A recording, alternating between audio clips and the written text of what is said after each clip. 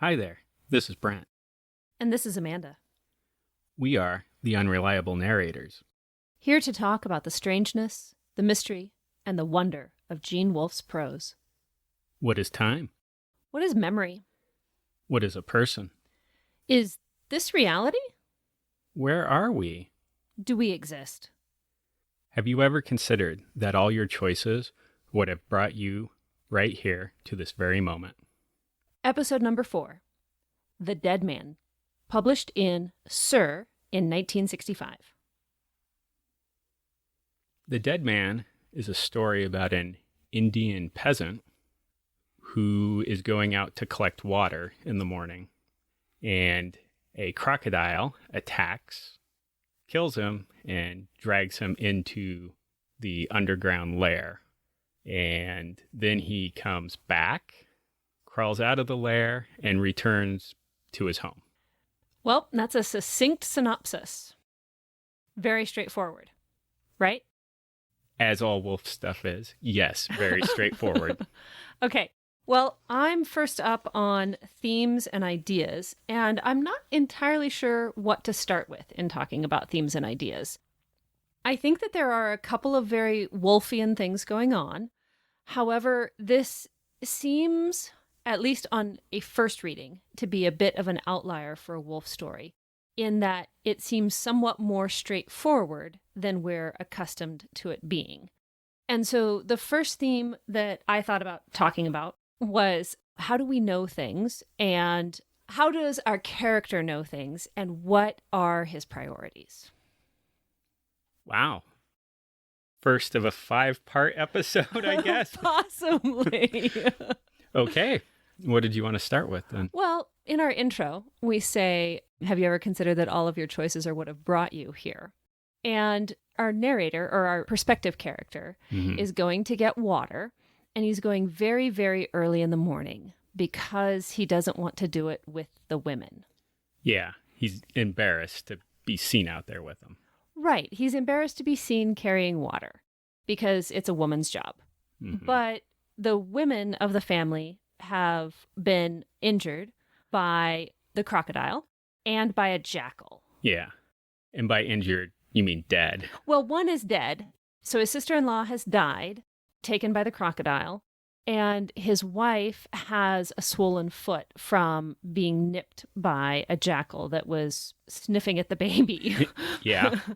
And then his mother is too old. Yeah. It So- doesn't say what she has, but it indicates that she's infirmed in some way. Right. So she's limited. So he's up very, very early in the morning and going out to get water before anyone else is, which of course means that he's all alone in the course of the events of the story. So there is the Brahmin who is at his door waiting there. Yes. And the Brahmin did get up before him, and he's already been out to the river ford and threw a marigold wreath into the water. Right. So the Brahmin had a purpose for being up early, which is to attempt to propitiate the crocodile with the sacrifice of some flowers. But it still leaves our perspective character getting out there early and alone and thinking the entire time about the crocodile, and yet careless enough to slip into the water and be taken. Yeah, because the first time he goes out with the larger clay pot, he's very careful. Yes. And through his mind, the thoughts that are coming up is he's looking for logs because he knows the crocodile can pretend it's a log. Right. He knows that he needs to watch out where not make the water murky. So Right. he's being very careful. And then the second time when he brings out the smaller jar, the one that's chipped on the lid. Yes, I was going to point that out. Okay, yeah. He's not as careful, and he slides and he makes the water murky. He stirs up some silt, and then that's when the crocodile grabs his leg. Right.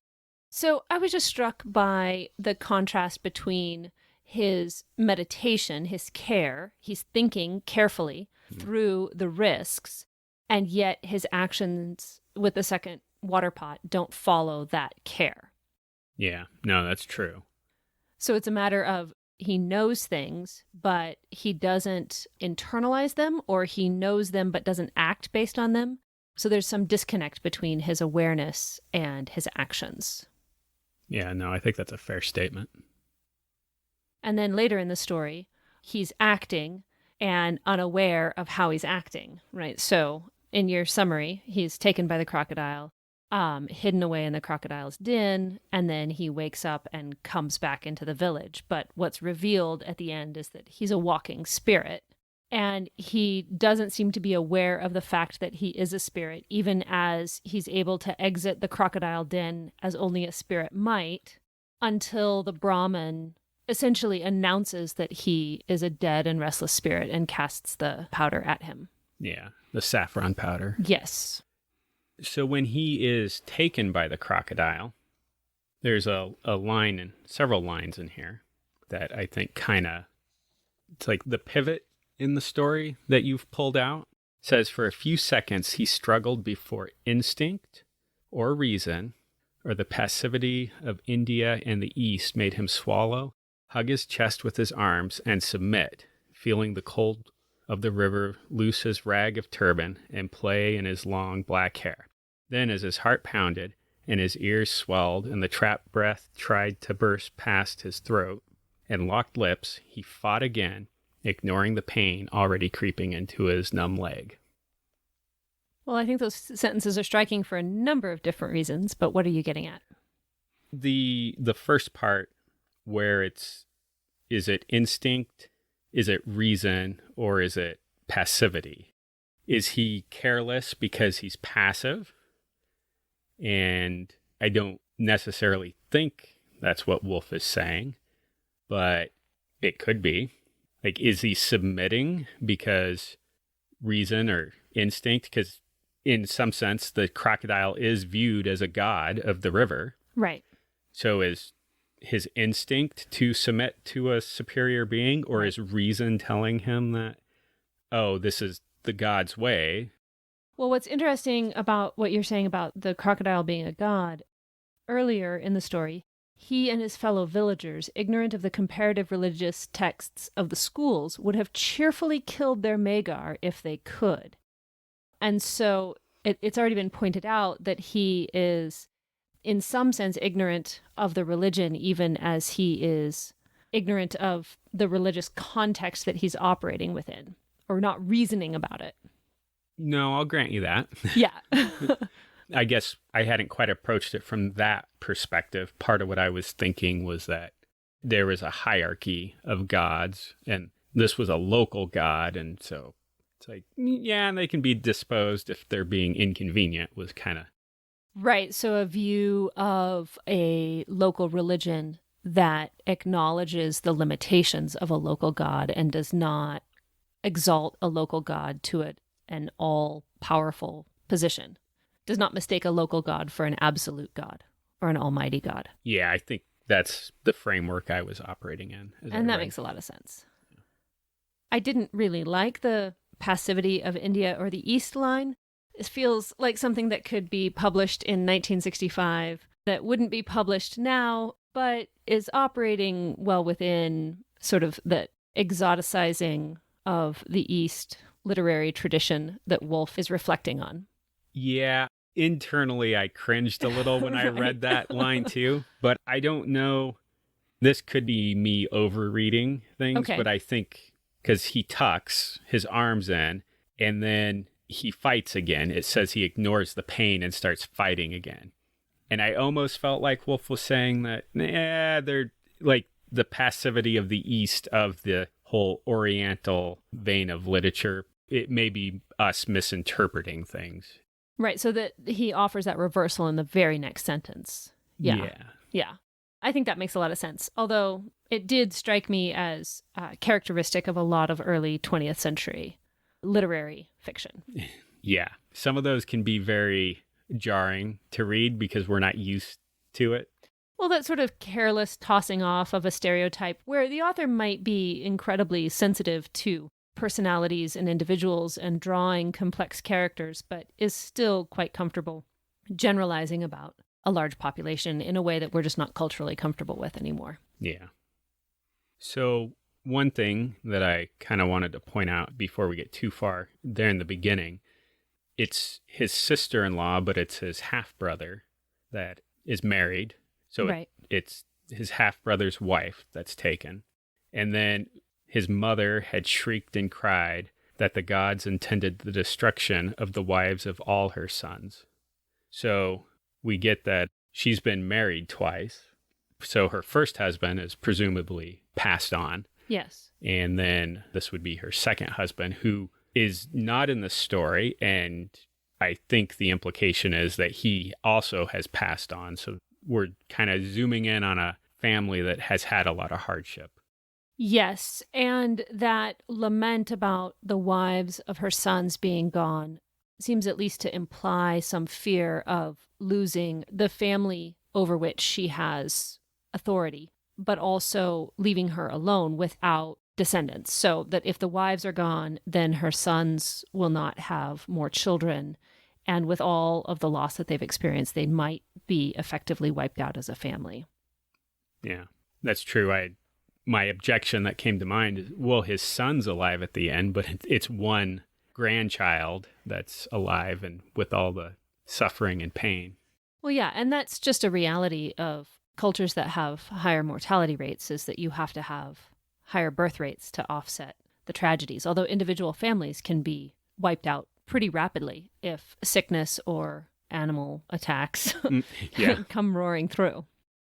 So I'd like to move on to talking about the scene after he's taken by the crocodile, because here is where I feel like we're getting a hint of some of the future narrative gift of Wolfe. Okay. I think this is very evidently an early story, not in the sense that he hadn't written things before this, but he hadn't polished and found his voice, I don't think, just yet. But the description of the man trying to see, he comes back to himself and he can't seem to move his head. Yeah. And he also can't seem to move his eyes. They had, quote, forgotten their function so that he could not direct his gaze to right or left. But he's somehow still able to strain to see even without the motion. And so you get this very vivid sense of someone trapped in paralysis and somehow managing to function within that paralysis. And of course, we find out later that the whole time he was dead, and this is his spirit somehow moving within his body. But the description gives you a very visceral, very physical sense of what's happening. Yeah, because it says he strains and he can feel at one point the vertebrae in his neck kind of move barely. Yes. And like, oh, that just, yeah. Well, it smacks of sleep paralysis where you're unable to move and unable to wake yourself up. Yeah. Well, and we get a perspective shift in there too, because he's looking up and there's the blue sphere or ball that's up there. Right, which is the chimney of the cavern. Yeah. But by the way that it's written, we're almost kind of led to believe that he's viewing the earth from a distance and he's looking down on it. Yes. And there's a line in there, Maya or Maya. I'm not entirely sure. I think I would pronounce it Maya. Okay. Because it's the illusionary world. So we get that quick snap shifting perspective where to us as a reader, we're kind of like, oh, he's looking down on the earth. But then the shift is, no, actually, he's under the earth. Right, under the earth and looking up at the sky and seeing a leaf flutter back and forth. Yeah. Terrifying and claustrophobic. Yes, and that's even before you get to the description of the fetid smell of decomposing meat. Which is another interesting thing because his sense of smell doesn't kick in into the next paragraph. Right. And it describes the buck that's there, and it's the gases are... Right, distending the belly, as ruminants do. Yeah. Yeah, so there's a buck there, he's there, and of course he sees the body of his brother's wife there. And then we move to the last scene, which is that he rises and begins working his way out through the chimney, not sure even as he did it whether he laboriously pushed the earth aside to enlarge the hole or merely drifted through and up like smoke. Which I feel is some of that unsettled Wolfe narrative. Like later Wolfe would have just let us assume he was crawling out instead of giving us the options there. Right, he wouldn't have given us that hint. He would have left it. Yeah. And then he goes back down the village street. The sun seems brighter than it's ever been. He doesn't cast a shadow, or scarcely casts a shadow. And then it's the baby, his son, that sees him first and acknowledges his presence. I think that's something that'll come up later in Wolfe, the children being more spiritually aware than adults and the concerns that they have choke out that awareness. Right. His wife sees him, the Brahmin sees him, and then the Brahmin gives his injunction. Do not speak to it. It is seldom wise to hear what they will say. Then he took up a handful of saffron powder from a brass bowl on the floor beside him and flung it into the air, calling upon a name which brought dissolution and release. The end. The end. So I have two questions. Excellent. About this last section that you just read. One, it says that he can't speak because he looks around at his family in the circle and he finds that he's unable to speak. And then the Brahmin says, do not speak to it. So part of my question is this a invitation type thing where he's not able to speak in the land of the living unless they invite him into that? Or I don't know if it was right, but that was my assumption, that he could not speak because he had not been spoken to, invited, invoked, but that he would have been able to if they had initiated conversation with him. Okay. I mean, if we go back to your earlier comments about him not knowing and his knowledge, like the Brahmin's statement that it's seldom wise to actually hear what they have to say. The fact that he doesn't even really know he's dead, like what value is he going to add if he speaks? Right. He wasn't wise enough to avoid death, if that's something to be ashamed of, or if that's something to diminish someone's authority. Mm-hmm. He wasn't wise enough to avoid a pretty obvious and accidental death. His brother's wife's death is explained in that there hadn't been a crocodile in the river in this generation, but he goes and is caught by the crocodile knowing that it's there. So he's demonstrated foolishness. Yeah. And it might be unfair of me as a reader to think that he's also foolish for going very early in the morning because he's embarrassed to be seen carrying water. But I'm adding that to the he doesn't seem particularly wise pile. I'll grant that. So I guess my second question around that, do you have any idea what the name spoken is here? Because it's a capital N. I assumed that there was some context, Hindu belief that I am unaware of, but I don't know what it is. Okay. I did do some research on it. Shocked Pikachu face. Well, I came to no conclusions because I think I probably would need a degree in comparative religions just to understand the religious context of India. And there are multiple schools and each one of them have different opinions. Well, and I think that's why I didn't do research on it. I taught a 2-week introductory course on Hinduism to high school students at one point and feel like I memorized some vocabulary and little else because it is quite confusing to the uninitiate. Yeah. I don't know. I feel bad just leaving that unanswered question hanging there, the name, but I think we can see the intent behind what he was saying because it is a capital in the name. So invoking a god of dissolution and release. Yeah. I think that it's fair to leave it, at least partly because there's a lot more to talk about in the sense of context for the story. This is Wolfe's first published work, officially published or paid publication. Yeah, other professionally published. Right, other than his college newspaper stuff.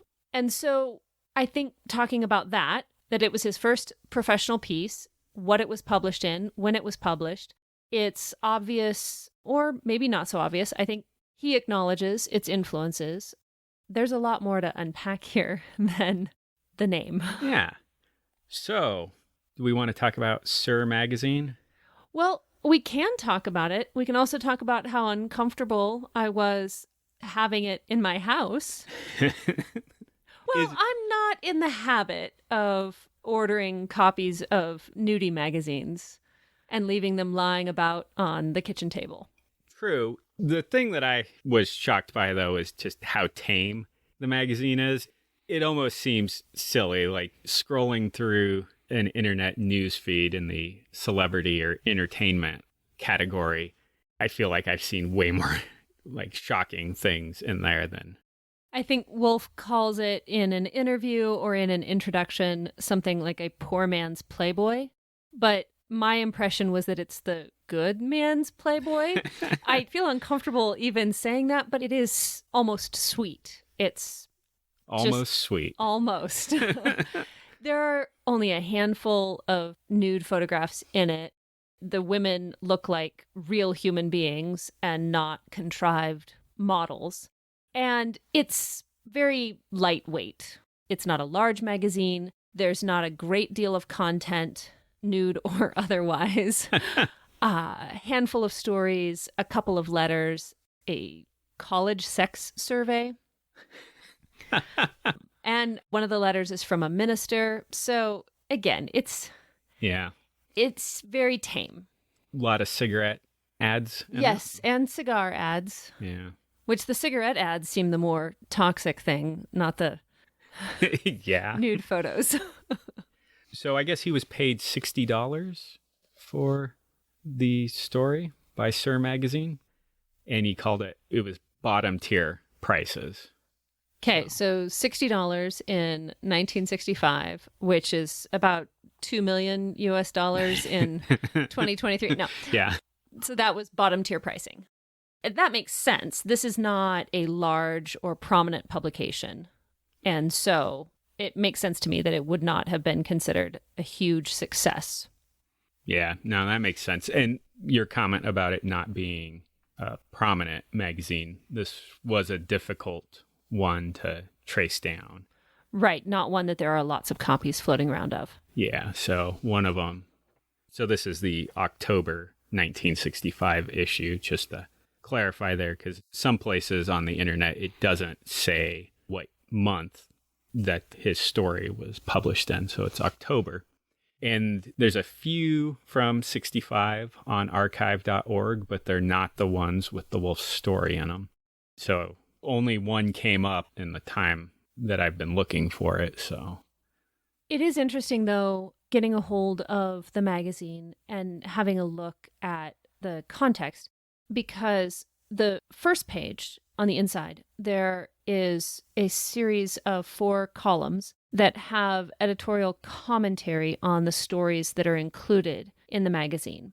And the editorial commentary on Wolfe's story is first. The story appears beginning on page 12, and they give the little biography of Gene Wolfe, details that we're all familiar with, that he studied mechanical engineering at Texas A&M, left for Army service in the Far East, which we all know is the Korean War, entered the University of Houston upon his return, and received his Bachelor of Science under the GI Bill.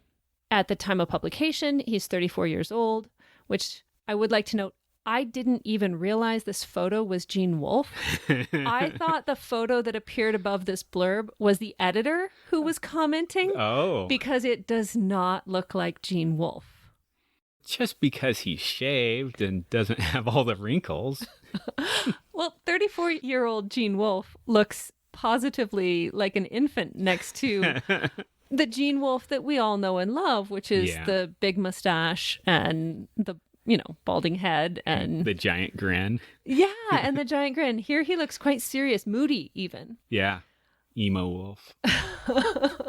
Not something I think can hold up to any kind of scrutiny. Yeah.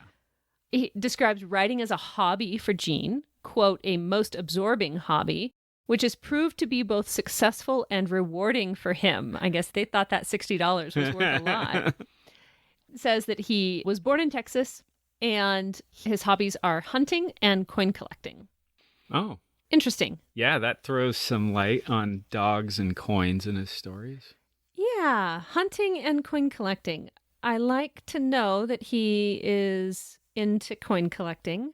I don't know that we'll ever get to talk about the Book of the New Sun, but as I recall, there's a prominent coin in that story. I think so. I think so. And then the editor said, we liked the sense of immediacy and the ring of authenticity Gene was able to get into his story, and we think you will too. One thing I do want to point out is they spelled his name correctly in the editorial section. They dropped the final E in his name underneath the story title. So, well, I can't imagine that their priorities were spelling authors' names correctly. Yeah. Before I sidebarred us there with that little pointless trivia that unless somebody has a magazine, they won't know. But going back to your comment about his style and what he's known for, still kind of gelling, the fact that there is that immediacy in the story, like we feel we are attached to that Indian peasant as he's going throughout his day. I think that is something that is interesting to see is there in the beginning because it is something that follows through in the rest of his work. I think it would be possible to quibble with some aspects of the story and how it's put together or how it's presented. I don't know that I would, but I think it would be possible to. But you cannot argue that it has the authentic tone of a master writing from a well-imagined perspective. Yeah. Well, it's interesting you bring up the quibbling about how it's put together because this story is published again in Young Wolfe, and in that collection, it's slightly different from the one that's published in Sir magazine. In what ways? Well, in no ways that matter, because I did the heavy lifting of what would essentially be textual criticism. And line by line through the whole thing? Line by line through the whole thing with a pen, marking up every little jot and tiddly.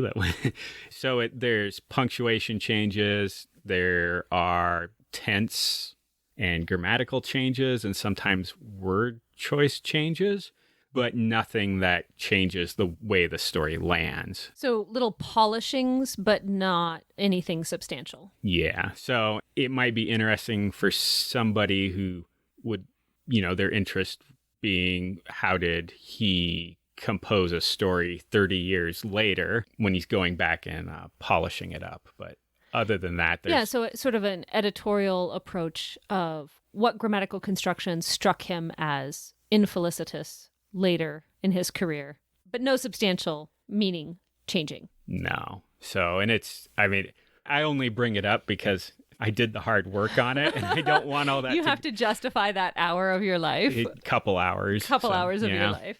So, well, speaking of Young Wolfe, he does append a short introduction to the dead man in the collection Young Wolfe. Okay. And I'd like to read it. This was my first professional sale. 6 months before it appeared, I had read an article about crocodiles in Reader's Digest while waiting for somebody in the lobby of an office building, and I combined it with a little half-remembered Kipling. There may be a writer someplace who owes nothing to Kipling, but I'm not the one. So, Kipling. I went looking for Kipling stories that had crocodiles in them. Yeah. And I found 2. You found 2? I found 2. The first one I found felt like a dead end because it was in Just So Stories. And it's the story about how the elephant got its trunk. Because the elephant gets its trunk because it goes down to the water and the crocodile latches onto his nose and pulls it out long. And then he has this embarrassingly swollen and elongated trunk, but then it stays long, but it's so useful for picking things up that even though he's embarrassed by the way he looks, he keeps it. And all subsequent elephants have a long trunk now. I don't know why you'd think that'd be a dead end. Well, I don't know. Did you find anything that was a better fit? Yeah, and I suspect it's the same one that you're talking about with the second one. The second one I found. Yeah, at least I found it collected in the second Jungle Book story, which is actually a collection of short stories. So, and it's The Undertakers. Which is a very dark title. The Dead Man and The Undertakers. Yeah, but The Undertakers, the three main characters are a jackal, stork. It's a carrion stork, and so it has like a bald head, much like a vulture, and then an alligator. Crocodile. Wow. I'll leave that in because look at me. You need to be embarrassed by that? Yeah. That's okay. I published an article one time that referred to a pronghorn as an antelope and got an angry letter back from a reader. So I knew better. I just wasn't thinking about it at the time. Yeah. I don't know. I was getting ready to say mugger crocodile. Right. And which alligator flipped into my head for some reason. Well, it might be worth pointing that out because in The Dead Man, Gene Wolfe refers to the crocodile as the magar, M-A-G-A-R. But that is the Hindi word for the mugger crocodile, the specific type of crocodile that's found in freshwater rivers and ponds. Yeah. And it's native to pretty much the whole Indian subcontinent. Right. And according to Wikipedia, mugger crocodiles rarely exceed 5 meters in length, which just seems to be underselling how gigantic 5 meters in length really is. Uh-huh. As somebody who lives in mountain areas where we get actual winter, yes, the thought of having a predatory reptile that large just chilling out in the river seems very strange to me. Oh, yes. Definitely not something we're accustomed to in this climate. Okay, but back to Kipling. So he has a short story, The Undertakers, and one of the main characters, speaking characters in the story is a crocodile. And the other two animals defer to him because the crocodile is the god of the river. So there are some interesting details in The Undertakers because there's the jackal. So the jackal, he kind of gets in trouble for sniffing around a child and gets kicked. There is marigold wreaths that are tossed out. Right, that detail of the Brahmin casting the marigold wreaths on the river is directly out of The Undertakers. Yeah. So the Bombay Mutiny takes place previous to the story, but within the crocodile's lifetime. And he doesn't say grows fat, it says gets his girth. His girth? Is that what, like it? Yes. Okay. Gets his girth from all the bodies that float down the river. And then he has a kind of a wishful moment because he's an old crocodile, but he mentions he will still live much longer. During the mutiny, there were women in a boat and they were coming down the river to get away from the fighting, and there were some children in there. And one of the kids had his hand in the water playing. He says that he went up to get it, but because he went out of sport and not actually because he was hungry, he's not sure how he missed the child's hand. Well, I think it describes the child's hand as being so small it fit between his teeth. And so he should have gone crossways and gotten the whole arm, and then he could have had the kid. Oh, yeah. No, you're correct there. And then I love how he narrates the next little bit, which is, you can't trust women, you know. And one of the women in the boat pulls out a revolver and fires 5 shots at him, which, I mean, to be fair, perhaps you can't trust women if they're armed. Yeah. And then there's this whole thing about how he can't turn his neck, and it's kind of an embarrassing thing to say because it's like the only one that has scarred or harmed him all these years was a woman that couldn't be trusted. With a revolver. Yeah, with a revolver. Yeah, because she hit him at least once in the neck, but it didn't kill him. It just left his neck a little stiff. Yeah. And I guess one thing I should have mentioned is that they're sitting below a newly built British bridge that has a section for people to walk, but it also has a section for the trains to go across. And they dislike it because now people won't be wading through or animals won't be wading through the river, and it's going to be harder to feed. Yeah. So, but as the crocodile goes to sleep, the jackal, he can hear people talking on top of the bridge, and he says, oh, they're Englishmen.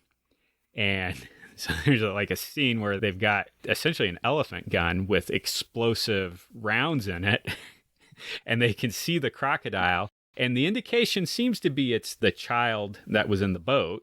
Yes. And he's like, 30 years ago, a crocodile snapped at me. Yeah. And so with these explosive rounds, they shoot at the crocodile in the dark. And blow him into 3 pieces. Blow him into 3 pieces. And then come down and chop off the head so they can get the skull. Well, now he can move his head. Oh, yeah. Mm-hmm. And then it ends with the Englishmen say, well, that was I'm glad we waited up for this. Right. It's a good thing to stay up all night for, or something like that. Yeah. And then when everybody leaves, the stork and the jackal say the same thing. Now, I wonder if they say the same thing because it was a striking incident, or if they were going to snack on their former friend. The implication definitely is there that they're going to snack on him. So, yeah. So there are so many parallels in the 2 stories. And that makes me think that Wolfe remembered his Kipling a little bit better than he thought. yeah. But it was also inspired by Reader's Digest. It was. Did you do any research on that? I did not. I mean, when I was a child and I was at my grandparents' house, my grandfather kept stacks of Reader's Digests on the back of the toilet. And so I have read some Reader's Digests in my time, but I don't think his collection went this far back. Okay. So I did look that up. Shocked Pikachu face. And I found the article. Really? Yes. Are you okay? Tell me about it. So this one is difficult to get a hold of. Again, for an entirely different reason. So it's from the January 1965 edition of the Reader's Digest. Now, the reason it is hard to get a hold of, there's a separate article in there that's about the Oak Island treasure. And because the Oak Island treasure is mentioned in there, which is like one of the first examples of it in the popular conscious in culture. Like it's a collectible item. And so even really poor copies of it are going for hundreds of dollars online. And in the libraries that have archived versions of them, like on the stacks, that's also one of the ones that is stolen the most. Oh my goodness. Yes, but I did find it, and I have a copy of it. Excellent. So the title of the article is No One Loves a Crocodile by Gordon Gaskill. Okay. I looked him up. Not a whole lot of information on him. He did write a large number of articles, mostly animal articles or nature or like national park type articles. Other than that, not really noteworthy. And the reason why I know that this is the article that Wolfe read, I'll read a section out of it here. So the first part is mostly about Africa, and it's about how many people in Africa, they suspect like thousands of people a year are killed by crocodiles. And so I wasn't entirely sure if this was the article I was looking for. But on the end of the second page, it says, when a crocodile catches a large animal, such as a buck or a cow, he keeps it off balance with savage, sideways yanks of his head and pulls it down into deep water to drown it. The crocodile can feed at leisure, but he has problems. Impressive as his great jaws are, his teeth are not made for chewing. They serve mostly as clamps. He can therefore eat at once only something he can swallow whole. Small dogs are among his favorite tidbits. If the victim is large, he tows it away to rot and thus become soft enough to easily tear apart. Often he takes his prey into a tunnel-like den that has a below-water entrance which slants up above the waterline, underground, and has an air vent in the roof. It's like, okay, this sounds a lot like what Wolfe describes in the story. So I got pretty excited there. Then I kept reading. Perhaps the strangest escape from a crocodile was that of a Malawi native who was seized and pulled underwater within sight of his friends. By enormous luck, the crocodile's den was only a few yards away. The victim regained consciousness to find himself inside a dim cavern full of decaying carcasses, with the crocodile laying beside him. Soon the reptile went back to the water, and the African seized the chance to enlarge the air hole above him and escape. It was a long time before his family would let him into his own house. They were sure he was a ghost. Excellent. Yep. You definitely read what Wolfe read. I have that feeling. The parallels are amazing Mm-hmm. and striking. And you started by talking about, or the article started by talking about the needing to decompose, which made me think of toward the end, when the sun rose fully, this chamber would become an oven in which decay would luxuriate and dead flesh rise like yeasty dough until the bodies were soft enough to be torn apart easily. He did not connect this with the crocodile's teeth, of piercing shape only, unable to grind or cut, or with the short front legs, unable to reach what the jaws held, though he knew these things. Well, that's remarkable. I'm glad you tracked down his sources. We found the Kipling. We found the Reader's Digest. Uh-huh. Did ever a better story emerge from two such disparate and, I don't know, un-Wolfe-like sources? I am not sure. However, I do want to talk about a bad story that came out of this. Oh, really? Yeah, Is this another Wolfe story? a Wolfe-inspired story. So Wolfe is inspired by something as, limited as Reader's Digest and as a Jungle Book story. And then now this next writer is inspired by Wolfe? What wonders await? Well, I found a quote where another author, so this is Marianne Allen, she was at a science fiction convention. It says, I went to a science fiction convention where I attended a panel which included the great Gene Wolfe. The question on the table was, what was it about the first story you sold that made it different from the previous stories which didn't sell? The other panelists were all about pacing and dialogue and all that. So answering the actual intent of the question, which is, hey, how do I write a story that will sell? Yes. Okay. So, Gene Wolfe said it had crocodiles in it. Oh, no.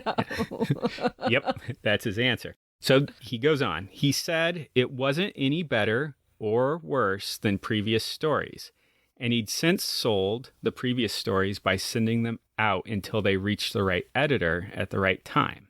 So acknowledging the complexity and difficulty of the publication process.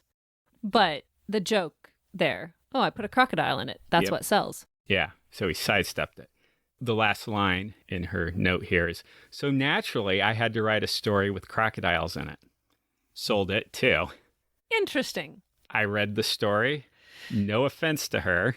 It's not very good. Okay. But in case a reader wants to read a Wolfe-inspired story, The Damned Place was full of crocodiles, and it's collected in a short story collection, Lonnie, Me, and the Hound of Hell. Interesting. Yes, but the story did not hit with me. It's about the main character and Joseph Campbell. They're on the Nile. Wait, Joseph Campbell of Hero of a Thousand Faces, Joseph Campbell? Exactly, that Excellent. one. Okay. And she crawls into a literary crocodile, No. and they travel back in time to ancient Egypt. No. Yes, and she is the god of death and goes into a temple and requests beer and food. No. Yeah, and then God himself literally descends from the heavens, and her inside the crocodile, like they've kind of formed and meshed together. They fight God for 40 days. Oh, no. God wins. 40 metaphorical days? Yeah, it says 40 days. Okay. She lasted longer than the Jacob wrestling with the angel. Yeah. And so God beats him, And then the crocodile crawls back to her own time, pukes her out on the beach. And Joseph Campbell shows up, is like, see, look, good job. You went through the hero's journey. You brought back a boon. And she's like, what? Oh, here's the beer. And then there's some joke about it being a metaphor. And no, it's actually a simile or something. And oh my goodness. It's not very good. The only reason I bring it up is because I had to read it. So now you have to listen to me talk about it. So you did the research. We have to hear about it. Yeah. Kind of like line editing the two versions. Well, I don't know. I was going to say interesting, but I don't know if that's interesting or just random. It does make me want to try and write a story with a crocodile in it and see if there's some, luck in that. That'll be the first thing that I ever sell. So are there any other themes or points of interest that you would like to bring up? I can't think of anything. I do have one other thing, and that's just to round out some of the publication history. So we talked about Sir Magazine, October 1965, and we talked about the Young Wolfe collection. So both of those are harder to come by. There is a Weird Tales Spring 1988 anthology, and it's a Gene Wolfe special. It has 6 short stories, and they've also been illustrated by George Barr. And then there's also an interview with Gene Wolfe in there. So, and this story is included in that collection, along with another short story called The Other Dead Man. As Wolfe would. Yep. And then there is another also easily available anthology called Wondrous Beginnings from 2003. And so that's a mass market paperback. And this one's actually an interesting collection in the sense that it has a bunch of famous authors. It's all the first stories that they sold. And then if the authors are still alive, there's a little afterword or introduction to each one of those. And there's a number of different stories. Are there any other crocodiles? I did not look through okay, all those short that stories. That wasn't a serious question. Okay. Possibly. Okay. Maybe some hidden ones. Right. Some metaphorical crocodiles. Yeah. Yeah. Maybe some crocodiles that are pretending to be logs in the river. Maybe so. All right. Well, with that, as Gene Wolfe says, in ancient Greece, skeptics were those who thought, not those who scoffed.